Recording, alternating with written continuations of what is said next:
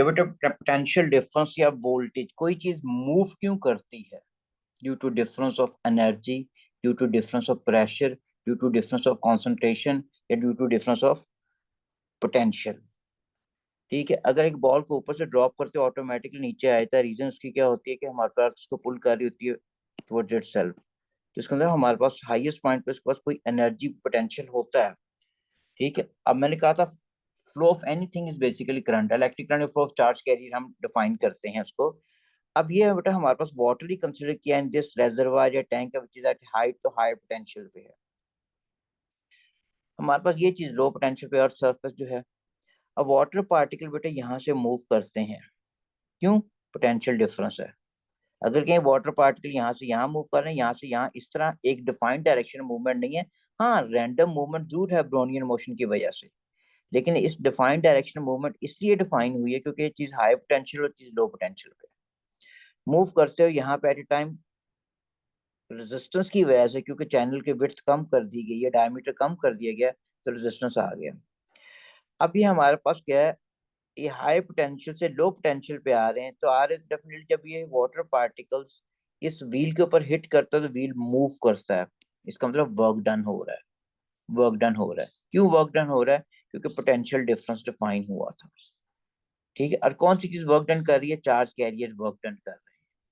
तो इसका मतलब अगर कोई चीज मूव कर रही है, यहाँ पे अगर इलेक्ट्रॉन ही होते बेटे मूव करते जा रहे होते, तो kinetic energy of electron is electrical energy. तो यहाँ इलेक्ट्रिकल एनर्जी जो है वो कन्वर्ट हो रही है मैकेनिकल एनर्जी की फॉर्म में पर यूनिट चार्ज। तो हम पोटेंशियल वैसे भी किसी चीज की आप कहते हो, हमारे पास पोजीशन को कहते हो, पोटेंशियल का मतलब ही पोजीशन होता है, इसका मतलब ही पोजीशन है। इसका पोजीशंस की वजह से डिफरेंस आ रहा होगा। तो डिफाइन अगर करना है तो हमने ये इक्वेशन प्रीवियस क्लास में भी पढ़ी होती है, this is v equals to W/Q। अच्छा, अब W वर्क डन है। वर्क डन कब होता है? जब एनर्जी होगी, तो एनर्जी होगी तो वर्क डन करने की कैपेबिलिटी आएगी ना। तो यहाँ पे हमारे पास वर्क डन होता, एनर्जी होगी तो वर्क डन, कौन सी एनर्जी है यहाँ पे? इलेक्ट्रिकल एनर्जी जो है, to any other form, electrical energy to any other form per unit charge is potential difference या वोल्टेज। तो इसी चीज को हम डिफाइन अप कर रहे होते हैं, तो बेटा हम लिखते हैं जैसे इलेक्ट्रिकल एनर्जी ट्रांसफर्ड या converted into any other form. ठीक है, converted into any other form per unit charge is potential difference या वोल्टेज। फिजिकल सिग्निफिकेंस इसकी क्या होगी? This is a scalar quantity. बेटा वर्क भी स्केलर है, चार्ज भी स्केलर है, ठीक है, करंट भी स्केलर ही होता है। ठीक, तो दिस इज स्केलर।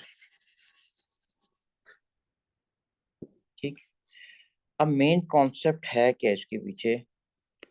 बेटे मेन कॉन्सेप्ट ये होता है कि इलेक्ट्रिकल एनर्जी दूसरी फॉर्म में कन्वर्ट होती है। वजह क्या होगी? पोटेंशियल की वजह से। हमारे पास ये एक फिलामेंट लैंप ले लिया बेटे, let this is connected to red wire. हमेशा ना प्रैक्टिकल भी आप करते हो बेटा, पॉजिटिव वाली वायर होती है, हाई पोटेंशियल वाली वायर होती है। ठीक है, ये अभी स्विच ओपन है, पॉजिटिव होगी, ये नेगेटिव होगी बेटे, ये बैटरी से कनेक्ट की हुई है। ठीक है, और यहाँ पे अगर हम एक एमीटर भी लगा लेते हैं, एमीटर ने क्या रिकॉर्ड करना है? नंबर ऑफ चार्ज कैरियर्स को रिकॉर्ड करना है which flows through this one unit time, पर unit time in other words. ठीक है ना, तो यहाँ से हमारे पास एक एमीटर बेटा ये हो गया। अब हमारे पास स्विच एस ओपन है। अगर मैं कहता हूँ this is a 12 volts battery, 12 volts battery अगर है, ठीक है, और यहाँ पे अगर मैं एक वोल्ट मीटर भी लगा देता हूँ समझाने के लिए। अब ये वोल्ट मीटर ना कभी भी इसके टर्मिनल्स पे लगा हुआ ना, अभी ये वोल्ट मीटर बेटा 12 वोल्ट्स रिकॉर्ड कर रहा होगा। और क्या रिकॉर्ड कर? स्विच ऐसे अगर ओपन है तो, ठीक है, और ये रिकॉर्ड कर रहा होगा इसकी ईएमएफ, इलेक्ट्रोमोटिव फोर्स। जो इस स्विच को क्लोज करते हो तो बेटा हमारे पास चार्ज कैरियर से मूव करना है। जो हमने स्विच क्लोज कर दिया ये वाला, ठीक है, स्विच क्लोज किया तो चार्ज पार्टिकल्स बेटे इसमें मूव कर रहे हैं, क्योंकि हमने फॉर्मूला पढ़ा V equals to W/Q. It means 12 volts means 12 joule is the amount of energy which one coulomb charge particle possess. ठीक है, इसका मतलब है जब चार्ज पार्टिकल यहाँ से निकला है ये, तो इसके पास एनर्जी ऑलरेडी है थी विच इज ऑफ 12 जूल. इसके पास 12 जूल ऑलरेडी एनर्जी है. यही चार्ज पार्टिकल मूव करते बेटे यहाँ पे जब आया, क्योंकि resistance of this connecting wire is negligible, यहाँ पे भी energy which it possess this is 12 joule है. ये लॉ होता है, आगे पढ़ेंगे किरचॉफ लॉ. बेटे जब पास करी नेगेटिव टर्मिनल पे होना जाना है तो एनर्जी नहीं होनी चाहिए जो उसने पोजेस की थी from the positive terminal of the battery. अब जब इसमें पास करके फर्दर जब ये पास करके जाएगा ये, तो अपनी ये पहले 12 जूल एनर्जी थी, एनर्जी ट्रांसफर कर देगा इन दी फॉर्म ऑफ लाइट. ये लाइट की फॉर्म में इसने ट्रांसफर कर दी है. अब एनर्जी नहीं, मिस्टर कूलम में रास्ते में मार नहीं जाना, ये चार्ज कैरियर है, मैटर है. ठीक है, तो इसने वापस लाजमी अपने घर लाजमी आना है. ठीक है. अच्छा, अब माइंड में यार सर इलेक्ट्रॉन इस तरह मूव करता है नेगेटिव से पॉजिटिव. आप पॉजिटिव में करंट की डायरेक्शन में ले रहा हूँ बेटे. ऑल्दो नो डॉट इलेक्ट्रॉन उससे मूव करता है from negative terminal to battery, तो करंट की direction flow of charge carrier, तो मैं चार्ज कैरियर को मिस्टर कूलम ले. तो यहाँ पे जब मिस्टर कूलम दोबारा वापस इधर आएगा एनर्जी नहीं होगी. अच्छा, अब ये जो एनर्जी जो है, ये वोल्ट मीटर जो लगा है, इसका वोल्ट मीटर मैंने ओलेव ने पढ़ाया होता है क्लास के अंदर कि सर्किट में क्या होता है, दिस इज बेसिक सिक्योरिटी पे जो पर्सन होता है, चौकीदार होता है बेटा ये. अब होता क्या है कि मिस्टर कूलम जब यहाँ से जा रहा है, ये पैकेट ये देख रहा है, इसके पास कितनी पैकेट है, 12 जूल का पैकेट इसके पास, उसने ऑब्जर्व कर लिया. जब ये होके वापस आया तो एनर्जी नहीं है पैकेट, इसने कह दिया कोई पैकेट नहीं है, 0 जूल एनर्जी है. तो ये डिफरेंस ऑफ एनर्जी को रिकॉर्ड करेगा विच इज 12 वोल्ट्स. अब अब ये एनर्जी जाया कहाँ हुई है एक्सटर्नल सर्किट में. जो एक्सटर्नल सर्किट में एनर्जी जाया होती है उसे हमेशा आप कहते हो दैट इज पोटेंशियल डिफरेंस है, क्योंकि इलेक्ट्रिकल एनर्जी लाइट एनर्जी की फॉर्म में कन्वर्ट हुई है पर मिस्टर कूलम, ये पर यूनिट चार्ज. और इस एम मीटर ने सिर्फ करंट को रिकॉर्ड करना होता है, यानी how much number of mister Coulomb's flow through this one पर यूनिट टाइम. ठीक है. तो अब पोटेंशियल डिफरेंस क्या हो गया, अक्रॉस अ लोड होता है हमेशा. लोड मीन जो इलेक्ट्रिकल एनर्जी को किसी और फॉर्म में कन्वर्ट करता है, लोड शेडिंग जिस तरह हम करते हैं. ज्यादा लोड हो जाता है, ज्यादा इलेक्ट्रिकल एनर्जी कन्वर्ट होना शुरू होती है दूसरी फॉर्मेट में, तो आप क्या करते हो, शेड कर देते हो, उसको रोक देते हो ताकि इलेक्ट्रिकल एनर्जी किसी और फॉर्म में कन्वर्ट नहीं ना हो और एनर्जी कंजर्व रह सके. तो इसका मतलब यहाँ से हम पे लिख सकते हैं कि इस सारी डिस्कशन से जो कॉन्सेप्ट हमें मिला है वो ये मिला है कि पोटेंशियल डिफरेंस हमेशा किसी न किसी अप्लायंस के क्रॉस होगा जिसकी इनपुट इलेक्ट्रिकल होगी, आउटपुट कोई और फॉर्म ऑफ एनर्जी होगी. जैसे हीटर हो गया, इलेक्ट्रिक केटल हो गया, फिलामेंट लैंप हो गया, मोटर होगी. ठीक है. So we can write this is potential difference is always across a load. For example, electric heater, electric iron होगी, electric kettle, air conditioner, filament lamp,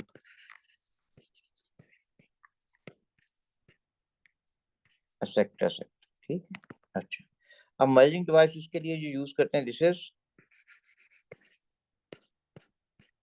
volt meter. और volt meter हमारे पास हमेशा parallel में लगाते हैं क्योंकि इसमें सिर्फ काउंट करना होता है, पैकेट्स ऑफ एनर्जी को काउंट करना होता है, एवेल्युएट करना होता है. This is volt meter. Volt meter को सीरीज में लगा दो सर्किट ओपन हो जाएगा. वोल्ट मीटर सीरीज में लगा दो सर्किट ओपन हो जाता है. अब हमारे पास अगर हम इसी को इस तरह रिप्रेजेंट करें, ये हो गया. अब इस फर्स्ट डायग्राम को देखिएगा, अभी जो पड़ा वही है बेटे. ये पॉजिटिव टर्मिनल हो गया, नेगेटिव हो गया. मैंने कहा था 12 वोल्ट है, तो वोल्ट मीटर जो यहाँ पे लगाया हुआ है वही मिस्टर कूलम जाएगा 12 जूल एनर्जी लेके, ट्रांसफर करेगा इन दी फॉर्म ऑफ लाइट, वापस आ जाएगा, एनर्जी नहीं होगी.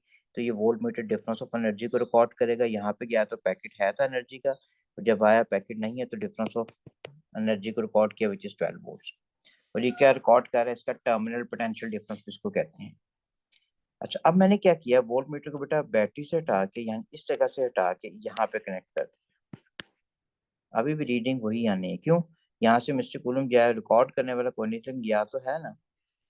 जब यहाँ पहुंचा तो इसने वोल्ट मीटर ने रिकॉर्ड कर लिया 12 जूल का पैकेट, एक पैकेट इसके पास है, ठीक है। जब इसमें पास करेगा इन दी फॉर्म ऑफ लाइट, या वापस गया तो पैकेट नहीं है, तो इसका मतलब यहाँ पे 12 था, हाई पोटेंशियल था, ये लो पोटेंशियल था, तो पोटेंशियल डिफरेंस को रिकॉर्ड कर लिया विच इज 12 वोल्ट्स। ओके, अगर मैं यहाँ पे इस तरह के अरेंजमेंट, अब यहाँ से जब मिस्टर कूलम जा रहा है, अब मैंने इस बैट इसके क्रॉस लगाया, कोई रजिस्टर नहीं है ये, देखो ठीक है। यहाँ से अगर मिस्टर कूलम जा रहा है तो ये वाला रिकॉर्ड कर रहा होगा वोल्ट मीटर का ये वाला part which is 12 volts. Current इसमें से पास करेगा, वोल्ट मीटर में करंट पास नहीं कर सकता, इसके इंटरनल रेजिस्टेंस इनफिनिट होती है, इसमें तो सीरीज में लगा दोगे तो सर्किट वैसे ही ओपन हो जाए। इसमें पास ही इसी वायर में से करना है, जब कोई रास्ते में एनर्जी जाया हुई नहीं, जब यहाँ पहुंचेगा तो कितना होगा, फिर 12 होगा, तो 12 माइनस 12 को अगर 0 वोल्ट, तो वोल्ट मीटर रिकॉर्ड 0 वोल्ट ही है। फिर यहाँ पे होगा तो पैकेट है था, ट्रांसफर कर दिया इन दी फॉर्म ऑफ लाइट, वापस आया पैकेट नहीं है, फिर यहाँ पे आ रहा, अब यहाँ पे आ तो ये वोल्ट मीटर हमने इस तरह लगा दिया, यहाँ पे क्या रिकॉर्ड करेगा 0 वोल्ट, फिर पास करके यहाँ पे जब आएगा, इसका कोई एनर्जी फिर नहीं है 0 वोल्ट, तो यहाँ पे भी पोटेंशियल डिफरेंस 0 आ रहा है, यहाँ पे भी 0 आ रहा है, ठीक है। और ये 12 वोल्ट ओवरऑल जो इसकी ईएमएफ है, ठीक हो गया। तो इसका मतलब है हमारे पास वोल्टेज या पोटेंशियल डिफरेंस हम कह रहे होते हैं, it is the amount of electrical energy converted into any other form per unit charge. हाँ जी Ali Haider, current is always from high to low potential होता है, ठीक है। Positive terminal is at high potential, negative is at low potential, तो high से low होगा, ठीक है। और ये क्योंकि चार्ज कैरियर पहले ड्रिफ्ट वेलोसिटी से मूव करता जा रहा होता है बेटा, इसमें पास करते हुए वेलोसिटी कम होती है, फिर उसी अप्रोक्सीमेटली वेलोसिटी में डिक्रीमेंट के साथ ही मूव करते वापस आता है, दोबारा एनर्जी गेन करता है यहाँ से, ठीक है। सर वोल्ट और जूल इक्वल होते हैं, नहीं बेटे, वोल्ट और जूल इक्वल नहीं होते हैं, वोल्ट होता है V इक्वल्स टू W/Q। अगर मैं कहता हूँ 1 वोल्ट जो है this is equal to 1 joule over 1 coulomb, तो वोल्ट रिप्रेजेंट करता है energy which is gained by, which is possessed by 1 coulomb charge particle. 1 volt mean 1 joule is amount of energy possessed by 1 coulomb charge particle, ठीक है।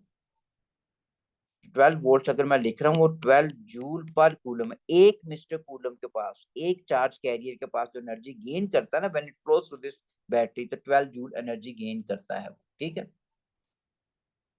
अच्छा, current negative terminal से शुरू होगा या और वोल्टेज, हाँ नहीं बेटे, इलेक्ट्रॉन करंट नहीं, गलत वर्ड बोल दिया, इलेक्ट्रॉन नेगेटिव से पॉजिटिव जाता है, करंट पॉजिटिव से नेगेटिव, क्योंकि करंट में तो कन्वेंशन फॉलो करनी है, ठीक है। तो हम यही कहते हैं कि चार्ज कैरियर जो मूव करते हैं always from high to low potential, क्योंकि चार्ज कैरियर क्या, flow of charge carrier current होता है, करंट कहाँ से लेना है, फ्रॉम हमेशा हाई से लो पोटेंशियल लेना है, ठीक है। सो थर्ड केस में arranging volt meter, I did not get that, volt meter को अरेंज नहीं किया बेटे, मैंने बताया कि अगर कोई बच्चा यहाँ पे वोल्ट मीटर लगा देता है तो फिर क्या होगा, ये यहाँ पे वोल्ट मीटर लगा देता है, ये फिर क्या होगा। तो वोल्ट मीटर बेटे मैंने कहा था सर्किट में सिंपल काउंट करता है कि पैकेट है हमारे पास चार्ज कैरियर के पास या नहीं, while flowing through this one. जब वो यहाँ से फ्लो कर रहा होगा, यहाँ पे इसके पास पैकेट है, तो ये काउंट कर रहा है वोल्ट मीटर का, ये टर्मिनल हाई पे है कि 12 जूल की एनर्जी है। जब फ्लो करके आगे जा रहा है, अभी भी पैकेट उतना का उतना ही है, तो यहाँ पे भी 12 जूल एनर्जी थी, यहाँ पे भी 12 जूल थी, 12 माइनस 12 ओवर कूलम, यानी ठीक है, तो क्या होगी 0 वोल्ट, इसकी वोल्टेज की वैल्यू क्या होगी, 0 होगी। सिमिलर इस वोल्ट मीटर की वैल्यू भी 0 होगी। वोल्ट मीटर एनर्जी जो यहाँ ट्रांसफर हुई है लाइट किसी और फॉर्मेट में, यहाँ हमारा इलेक्ट्रिकल एनर्जी किसी और फॉर्म में ट्रांसफर ही नहीं हुई, तो वोल्टेज कैसे आ सकता है। यहाँ पे भी इलेक्ट्रिकल एनर्जी बेटा किसी और फॉर्म में ट्रांसफर नहीं हुई, तो वोल्टेज नहीं आ सकता। हाँ यहाँ पे इसके क्रॉस हुई है, क्योंकि इलेक्ट्रिकल एनर्जी लाइट एनर्जी की फॉर्म में ट्रांसफर हुई, तो जो एनी फॉर्म ऑफ एनर्जी या इलेक्ट्रिकल एनर्जी किसी और फॉर्म में ट्रांसफर हो तो उसे आप कह देते हो दैट इज वोल्टेज, ठीक है। इसके बाद आगे बेटे हमारे पास, इट मीन मैंने जो चीज आपको पढ़ाई है सिर्फ ये लर्निंग आउट पढ़ाई है, डिफाइन ये अक्रॉस कम energy transfer per unit charge और वी इज इक्वल टू, अब आते हैं पावर के ऊपर। अच्छा जी Ali Adam sir, high potential low potential in the is the potential difference, yes बिल्कुल ठीक है, and the voltage that goes through the circuit and resistor, नहीं बेटे पोटेंशियल डिफरेंस और वोल्टेज एक ही चीज है, घर में अगर 12 वोल्ट से 220 वोल्ट आ रहा है तो एक बार पे 220 वोल्ट है, दूसरी अर्थ के ऊपर होती है, पोटेंशियल डिफरेंस आ जाएगा 220 वोल्ट। पोटेंशियल तो हमारे पास पोटेंशियल डिफरेंस वोल्टेज है तो सेम थिंग, कोई डिफरेंस नहीं है। Next electrical power, electrical energy transfer पर। अच्छा, एक मिनट बेटे, एक क्वेश्चन आ गया हंसने की तरह। So what is the difference between potential difference and voltage that goes through the circuit and the resistor? Goes through the whole circuit होता है बेटा, वो ईएमएफ होती है हसन, वो नेक्स्ट चैप्टर में आएगी बेटे। मैंने क्या, पोटेंशियल डिफरेंस और वोल्टेज जो होगा वो टोटल वो एक ही चीज है। तो इसको डिफाइन किस तरह करते हैं, जैसे electrical energy transferred per unit charge, तो वो हमारे पास वोल्टेज हो गया, ठीक है। या फिर इसको एनर्जी ट्रांसफर अगर हो रही है तो टाइम की अकॉर्डिंगली होती है ना, तो हम डिफाइन किस तरह करेंगे, we can write then electrical energy transferred per unit charge is electrical power, ठीक है। और इसका सिंबल जो हम लिखते हैं, this is represented with capital P से बेटे हम लिखते हैं। पावर का कैपिटल, प्रेशर का और मोमेंटम का स्मॉल पी होता है। अब फॉर्मूला क्या लिखा है, इलेक्ट्रिकल एनर्जी ट्रांसफर, यानी वर्क ओवर टाइम ही हो गया ना ये। लेकिन हम ये पढ़ चुके हैं अभी कि V किसके बराबर है, this is equal to W by Q के बराबर है। Now if I make this W as subject, किसके बराबर हो जाएगा, this is equal to V Q। अब ये जो W की वैल्यू आ रही है इसके अंदर पुट कर दो, यानी ये जो W की वैल्यू है मैं कह रहा हूँ आप इसके अंदर पुट कर दो। अगर इसके अंदर पुट करते तो ओवरऑल फॉर्मूला क्या हो जाएगा फिर further, P equals to, work की जगह हम लेंगे VQ/T। फर्दर कर दिया हमारे पास P equal to V is as such, और इसको हम लिखते हैं Q/T, ये हो गया। अब Q/T क्या होता है हमारे पास, जैसे करंट होता है बेटे, तो P equals to VI formula हो गया। वोल्टेज का V कैपिटल में लिखते हैं बेटे, ठीक। वॉल्यूम का भी V कैपिटल होता है, वेलोसिटी का V स्मॉल अल्फाबेट में होता है। अब हम दूसरी चीज ये भी पढ़ चुके हैं ओ लेवल्स के अंदर, ओम्स लॉ, V किसके बराबर होता है, this is equal to IR के। V इक्वल्स टू IR, तो इसका मतलब हमारे पास फिर फॉर्मूला क्या बन सकता है, P is as such, V की जगह if I put IR times I, तो फॉर्मूला हो गया P equals to I² R हो गया, ठीक है। या हमारे पास P is as such, V को भी हमने as such रहने दिया, यहाँ से I जो है, यहाँ से I को सब्जेक्ट नो V ओवर R हो गया, इसके अंदर पुट कर दो, तो I किसके बराबर हो गया, this is V over R। तो formula further become P equals to V² over R हो गया। हाँ, डेरिवेशन महामरियम इतनी है बिल्कुल, जो जितनी करा रहा हूँ बेटा सिलेबस ही है। उसके बाद बेटा हमारे पास यूनिट्स इसके क्या होंगे, ये बेटे वॉट हो गए, रिप्रेजेंट विद W, और 1 वॉट जो होता है this equal to 1 joule per second, ठीक है। ये इसको बेस फॉर्मेट में लिखते थे, should be equal to kilogram होगा, kilogram metre per second work done होता है ना, metre square second inverse cube हो जाएगा। Physical significance, this is a scalar quantity. अब इसी के क्वेश्चन है बेटे, okay.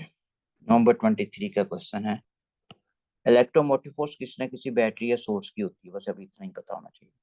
In a circuit shown the battery has electromotive force of 6 volt, यानी बैटरी ये जो 6 वोल्ट की ईएमएफ इसके पास, ई से रिप्रेजेंट करती है ईएमएफ को, बता।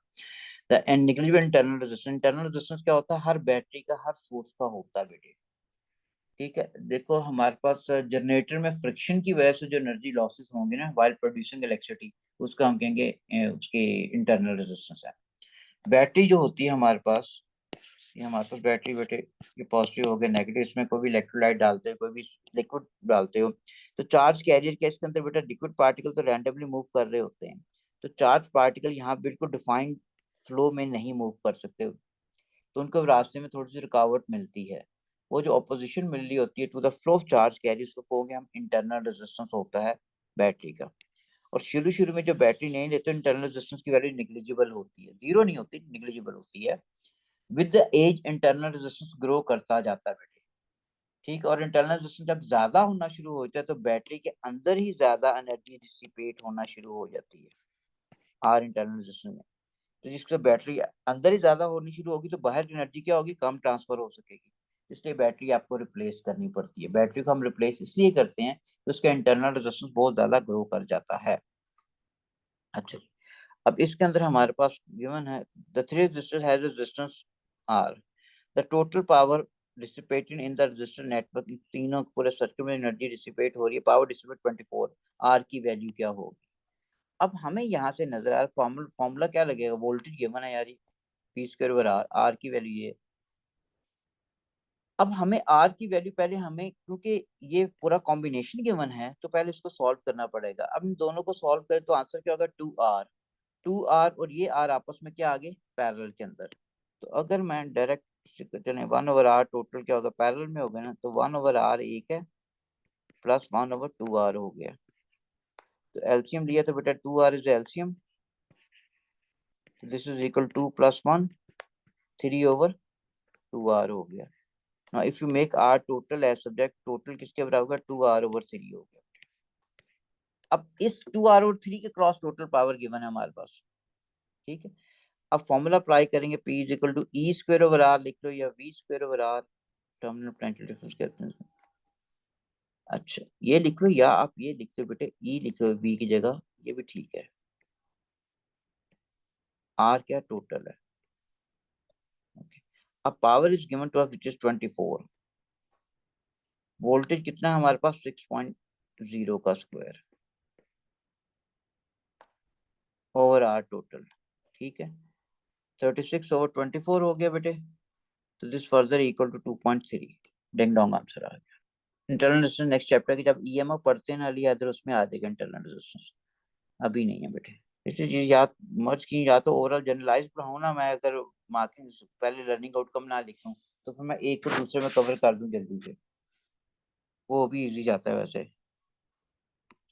अच्छा, in the circuit shown a fixed resistor X is connected in series with a battery and a variable resistor। Fix resistor है, रेजिस्टेंस चेंज नहीं होती, इसकी रेजिस्टेंस वेरी करती है, रियोस्टेट जिसे आप कह रहे हो। The power dissipated in X is 7.2 वाट, ठीक है। इसमें जो पावर डिसिपेट हो रही है वो गिवन है विच इज 7.2 वाट, 7.2 वाट इसमें एनर्जी आ रही है। When a current of 3 ampere flows, इसका मतलब इसमें करंट जो पास कर रहा है सर्किट में 3.0 ampere.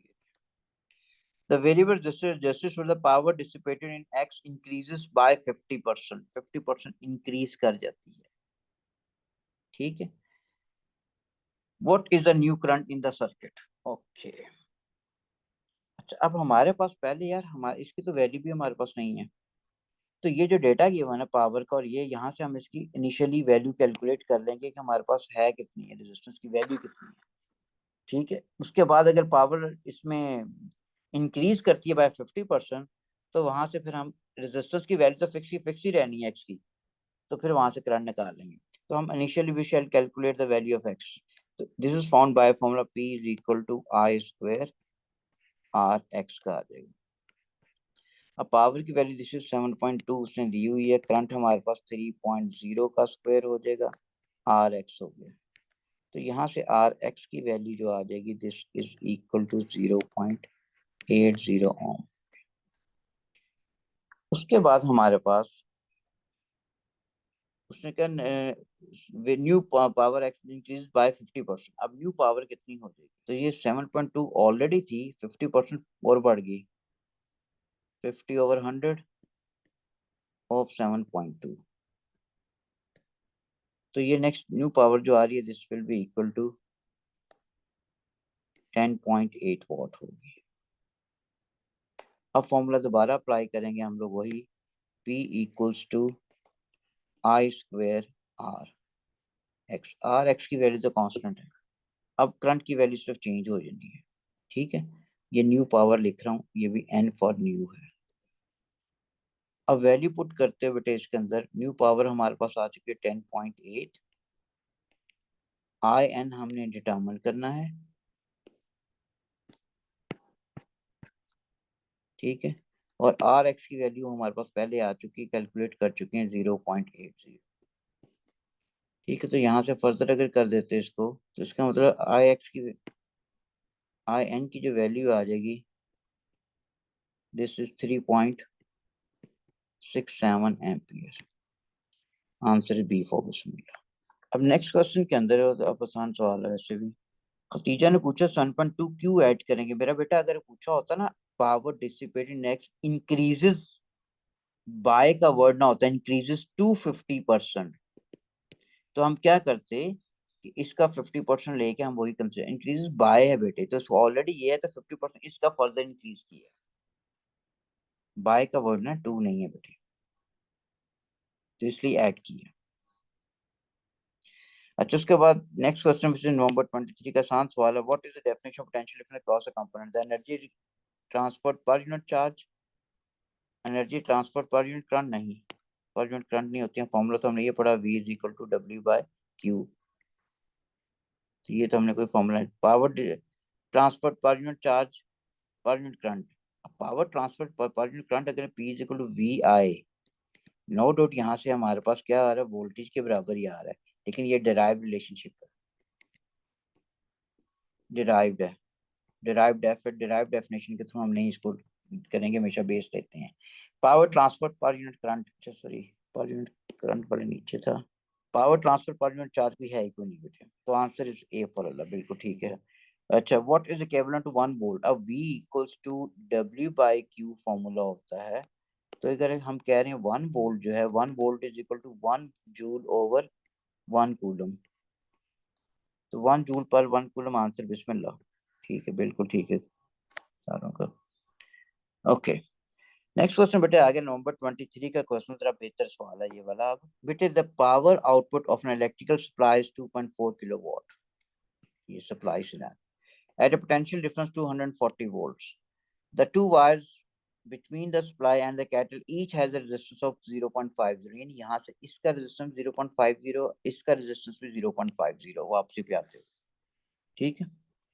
The power supply to the kettle and what is the power supply to the kettle, इसको कितनी सप्लाई हो रही है, क्योंकि जब आप यहाँ से सप्लाई कर रहे हो इसमें भी एनर्जी जाया हो रही है, इसमें भी एनर्जी रिमेनिंग इसको मिलनी है, और इसके क्रॉस पोटेंशियल डिफरेंस कितना आएगा, ठीक। अच्छा, अब हमारे पास दो चीजें निकालनी है, एक तो इसके क्रॉस हमने पावर देखनी है कि व्हाट दिस विल बी, और इसका वोल्टेज कितना होगा, दोनों निकालनी है। अब पावर के लिए तो हम प्रिंसिपल कंजर्वेशन ऑफ एनर्जी या पावर को यूज कर सकते हैं,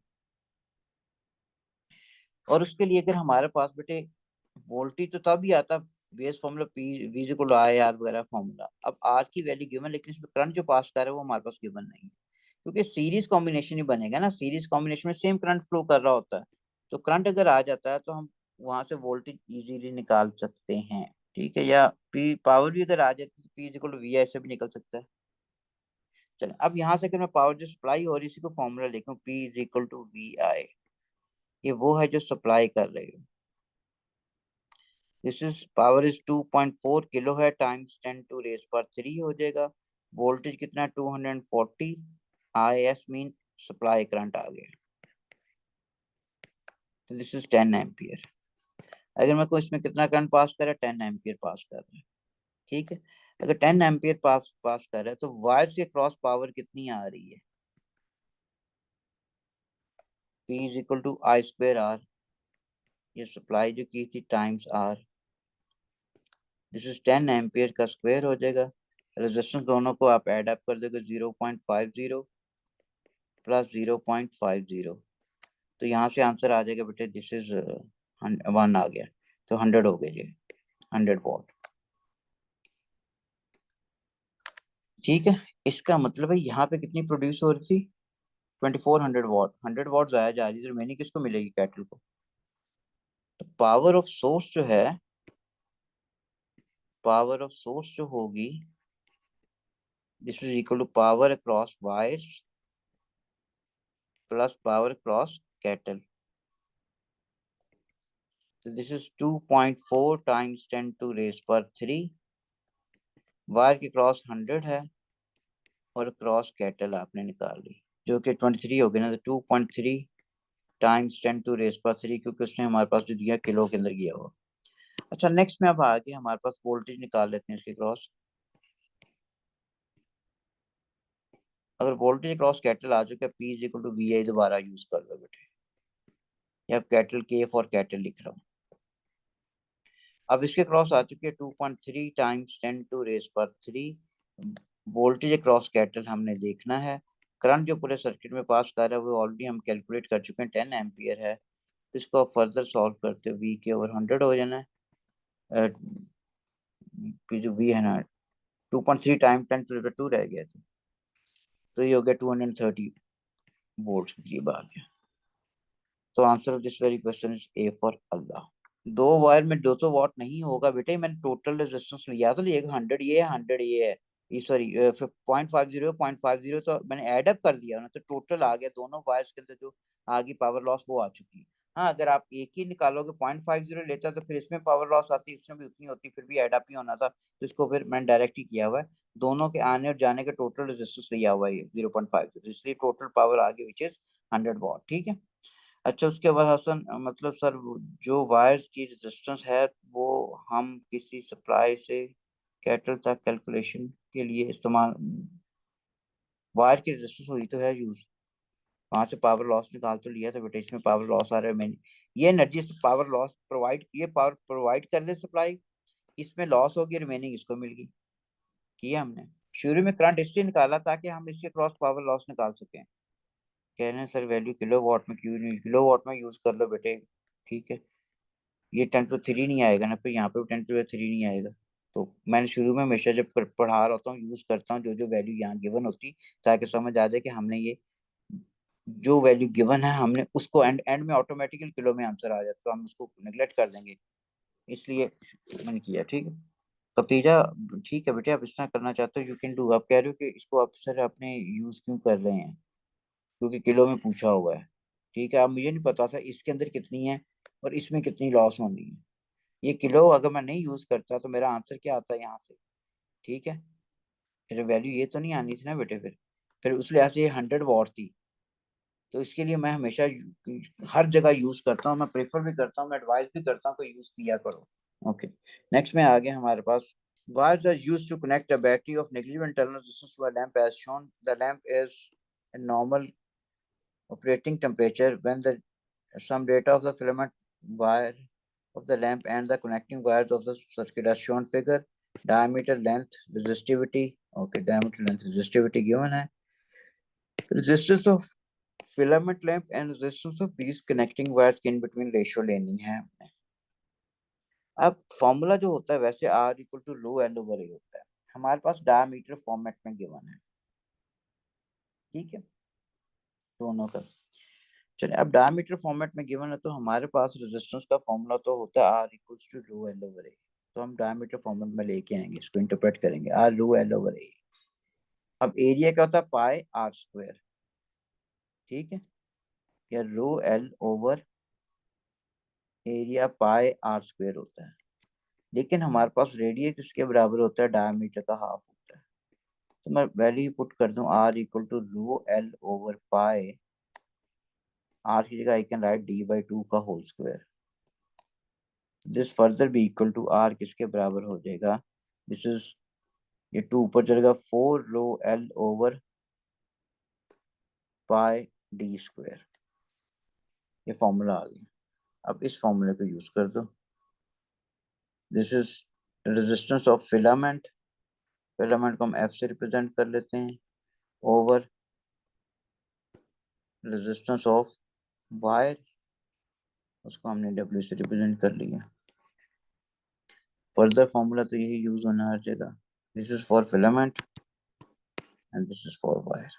अब इसमें जो चीज बेटे कैंसल आउट हो रही है उसको यहीं पे कैंसल आउट कर देते हैं। एक मिनट, यहाँ पे रेजिस्टिविटी का भी फर्क आना, ये फिलामेंट की थी लेंथ, ये भी फिलामेंट था, ये भी फिलामेंट था, ये वायर थी, ये भी वायर के लिए, ये भी वायर के लिए। अब जो चीज कैंसिल हो रही है 4 कैंसिल हो रहा है, पाई कैंसिल हो रहा है, तो फर्दर ये एक्सप्रेशन जो हमारे पास रह जाएगी, this further be equal to, this is rho rho F L F over D F का स्क्वायर टाइम्स डी डब्ल्यू का square over rho W L W. अब वैल्यूज पुट कर दो बेटा ऊपर टेबल में से देखते हुए ना, अगर वैल्यू पुट कर देते हैं this R F over R W further be equal to, अब रो एफ फिलामेंट की जो आ रही है हमारे पास रेजिस्टिविटी, दिस इज ऑफ रो है, रो होगी बेटा, लेंथ फिलामेंट की जो आ रही है this is equal to L, diameter किसके बराबर, डी का स्क्वायर हो गया, डी का स्क्वायर हो गया। अब डी डब्ल्यू का स्क्वायर होगा, वायर का जो डायमीटर आ रहा है दिस इज 14 का स्क्वायर करोगे, ठीक है, this is equal to 14 D का whole square over rho W किसके बराबर हो गया, दिस इज 0.028 रो, और हमारे पास लेंथ किसके बराबर है, दिस इज 7.0 एल के। तो बेटे इसको अगर फर्दर सॉल्व कर लो, you will get your answer. इसको फर्दर कर लेने 196 हो जाएगा ऊपर, तो डी का स्क्वायर भी कैंसिल आउट हो जाना है, अगर यहीं से कैंसिल कर दूँ तो रो भी कैंसिल हो जाना है, नीचे 0.28 टाइम्स 7.0 ये रहे ना, अब इसको सॉल्व कर लेंगे जो भी आंसर, ठीक है। ओके, नेक्स्ट लर्निंग आउटकम आ गई बेटे हमारे पास, this is the resistivity now. अच्छा, अब रेजिस्टेंस एंड रेजिस्टिविटी बेटे next learning outcome, electrical resistance है क्या, ठीक है, डिफाइन रेजिस्टेंस वगैरह 0.0, अब ठीक है बेटे 1000 ही आएगा, ठीक हो गया। Okay, next is electrical resistance. बेटे हमारे पास रेजिस्टेंस कह रहे होते हैं, ये जो चीज है ये मिस्टर कूलम नहीं है, जो जिसने फ्लो करना है, करंट है जिसने एम्पियर कह रहे हैं, इसको एनर्जी जिसने देनी होती है वोल्ट ने देनी होती है, और ये इसकी ऑपोजिशन को रोक रहा होता है, एनर्जी को नहीं रोक रहा है, ये करंट को रोक रहा है कि चार्ज कैरियर का फ्लो जो है वो वीक हो जाए, रोक के खड़ा उसको, ठीक है। और ये जो हमारे पास है इसको आप कह रहे होते हैं दिस इज इलेक्ट्रिकल रेजिस्टेंस है, ठीक। अच्छा, अब यहाँ पे हमारे पास ये हाई पे है, ये लो पे है, तो यहाँ पे स्पीड चार्ज कैरियर की बहुत ज्यादा होगी, यानी यहाँ करंट ज्यादा इन अदर वर्ड्स, ठीक है। तो यहाँ इन अदर वर्ड्स इस तरह कह लो कि यहाँ से वाटर जो फ्लो करेगा, यहाँ से वाटर का फ्लो जो होगा, फ्लो रेट ऑफ वाटर यानी volume of water which flows per unit time metre cube second words, वो यहाँ ज्यादा होगा, ये भी वही चीज शो की है, लेकिन यहाँ पे हमारे पास फ्लो रेट क्या हो जाएगा, कम हो जाएगा, क्यों कम हो गया, वॉल्यूम ओवर टाइम पर जो फ्लो कर रहा है बेटे यहाँ से दरमियान में इसके नैरो पाथ आ गया था, अब नैरो पाथ आने की वजह से यहाँ पे एनर्जी लॉसेस होना शुरू हो गए, ठीक है, यहाँ पे मेनली फर्क पड़ा है। तो इसका मतलब यहाँ पे जब चीज चैनल बिल्कुल स्ट्रेट हो तो होता है, अगर नैरो कर दें तो यहाँ पे हमारे पास फ्लो के ऊपर फर्क पड़ेगा, ये वॉल्यूम फ्लो रेट लिखा हुआ बेटा मैंने। तो इसका मतलब ओम्स लॉ पढ़ते हैं, V is equal to I R, अगर इसमें R को सब्जेक्ट ना हो this is equal to V over I हो जाएगा, तो V is the potential difference, I is the current. तो हम इसको जो डिफाइन करते हैं वो हम इस तरह डिफाइन करते हैं, potential difference per unit current is this one. We can not define रेयान, रेजिस्टेंस को हम इस तरह डिफाइन नहीं कर सकते, hindrance to the flow of current, क्योंकि बेटा ये ऑल्दो ये बनती तो मीनिंग में बनता तो है, लेकिन बेसिकली जब डिफाइन का वर्ड यूज होता है तो फिजिकल क्वांटिटी को मैथमेटिकल फॉर्मूले के थ्रू डिफाइन करना होता है, अदरवाइज वो गलत होगा, तो हमेशा इसको मैथमेटिकल फॉर्मूले के थ्रू ही हमने डिफाइन करना है। तो this is the potential difference per unit current is this one,